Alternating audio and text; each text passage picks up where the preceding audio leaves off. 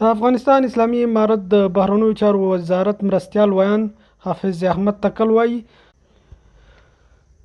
د اسلامي امارت د هلو ځلو په پایله کې په کابل کې د چین ولسي جمهوریت سفارت د روان کال د می میاشتې له 3 نیټې څخه د ویزو صادرول بیا پیلوي. له همدې امله هغه افغان متقاضیان چې د چین د ویزو غوښتنه لري کولی شي د ویزو د غوښتنلیک لپاره د دې سفارت ویب پاڼې ته مراجعه وکړي. د اذان نیوز محترم لیدونکو السلام علیکم. د نن ورځ مهمو پرمختیایي خبرونو ته ښه راغلاست.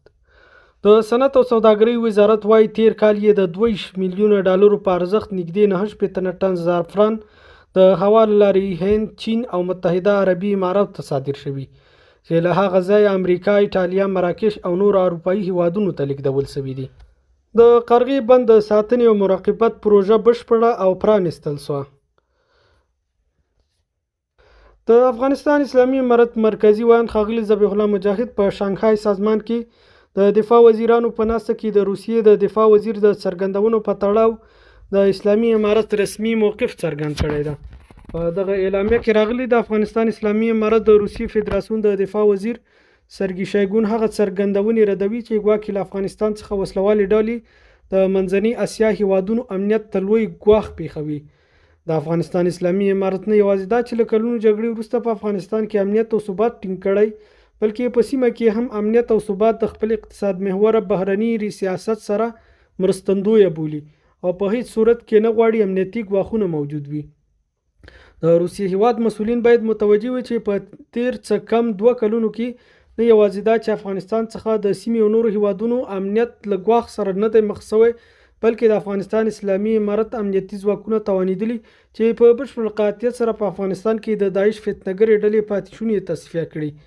اسلامي امارت د یو مسؤل حکومت په توګه چاته اجازه نه ورکوي چې د افغانستان خاوره د نورو هیوادونو په ضد وکارول شي او له نورو هیوادونو څخه په ځانګړې توګه د سیمې هیوادونو څخه هم تمه لري چې د هغو اتباعو مخه ونیسي چې افغانستان ته د ورانکارو پیښو لپاره د داخلېدو هڅه کوي.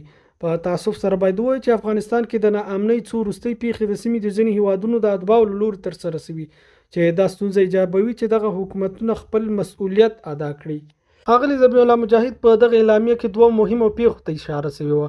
یو دا چې په تیرو 2 کلونو کې له افغانستان څخه هیڅ بهرني هیواد ته ګواښ نه ده رامنځته شوی.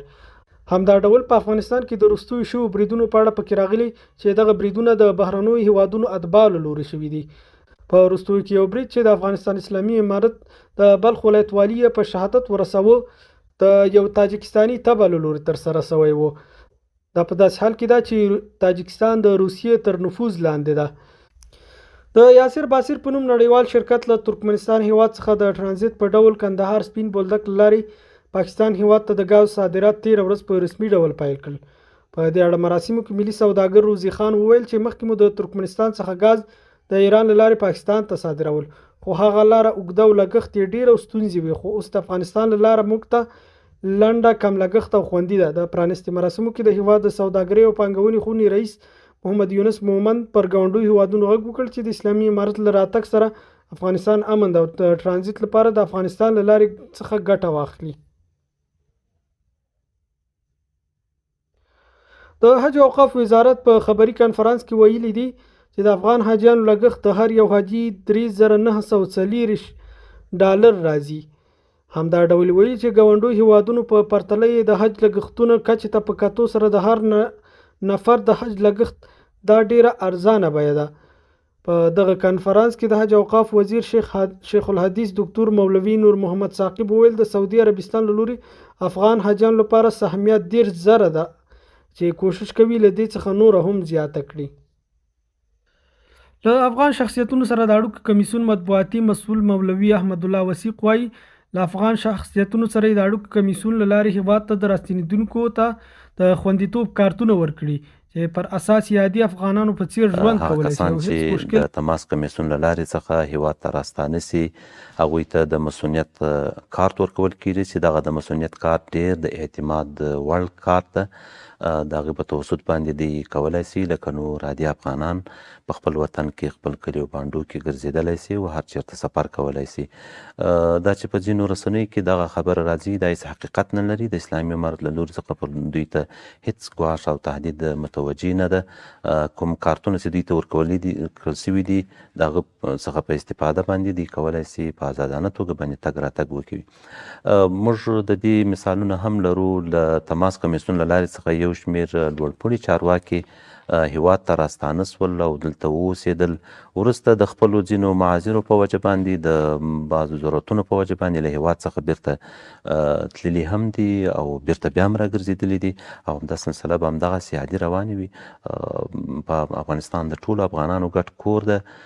دلته پر افغانانو باندې هیڅ نوع ممانعت نسته او دوی ته کوم څه متوجه نه دي چې د دوی نظارت وسي. بله وثیق صاحب پوښتنه هم همدا او د خلکو غوښتنه هم همدا ده چې هغه کسان چې هیواد ته راستنېږي بیرته د هیواده وتلی نه شي، یعنې نورو هیوادونو ته بیرته سفر نه شي کولی. یعنې داسې کوم محدودیت خو په دوی باندې نشته دی چې دوی یو کارت هیواد ته راستانه شو بیا دوی د هیواده بیا نور نه شي وتلی. دا خو یو معمول ده په ټوله دنیا کې. هر څوک کولی سي چې د سفر دپاره قانوني جواز ترلاسه کړي، پاسپورت ترلاسه کړي، ویزه ترلاسه کړي یا دعوتنامه هغه ته راسي.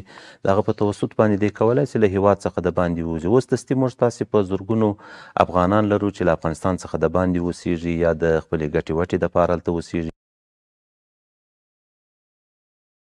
څخه د افغان وګړو د خلاصون په بهیر کې پرون شنبه د روان لمریز کال د ثور نهمه او د روان میلادي کال د اپریل پر 9 په کراچۍ کې د افغانستان د اسلامي امارت د جنرال قونسل د هڅو په پایله کې د کراچۍ د میلر او سنټرل جیل محبس څخه شپږ 50 تن افغانان چې پکې 40 تنه ماشومان شامل دي د یاد ښار له محبسون څخه خوشي او د افغانستان د بهرنیو چارو وزارت د لارښوونې سره سم د دې جنرال قونسل په مالی لګښت په کراچۍ کې افغانستان اسلامي امارت جنرال قونسلګرۍ سرپرست مولوي سید عبدالجبار تخاري په موجودیت کې په 2 بسونو کې افغانستان ته ولېږدول شول. د سټنډرډ ملي اداره د هیواد په مرکز او بندرونو کې د کیفیت تثبیت له پروسې څخه د اداري عواید 100% کې راټولیږي. د سټنډرډ ملي ادارې په تیر یو کال کې کم او زیات 2 میلیارډ افغانۍ عواید راټول کړي چې د ادارې عمومي رئیس الحاج ملا فیض الله تمیم پر کیفیت د ټینګار ترڅنګ ټولو هیوادوالو ته ډاډ ورکوي چې په هیواد کې به د بې کیفیته توکو د تولید او تولید مخه نیسي. په لوګر ولایت کې د تیرې جګړې پر مهال د 22 زیانمنو شوو ښوونځیو د ودانیو د بیا رغونې چارې پیل شوي دي. د ښوونځي د IRC موسسې د 4,000 امریکایي ډالرو په لګښت بیرته رغول کیږي. د لوګر د پوهنې ریاست مسؤلین وایي چې د بیا رغونې په دې چاره کې د نوموړي ښوونځي د ودانیو ته نوی رنګ ورکول کیږي او هم به یې ټولې تخریب شوې برخې بیرته ورغول سي. د دغه ښوونځیو د ودانیو په بیا رغونې سره به شاوخوا 32,000 زده کوونکو ته د زده کړې غوره چاپیریال برابر سي.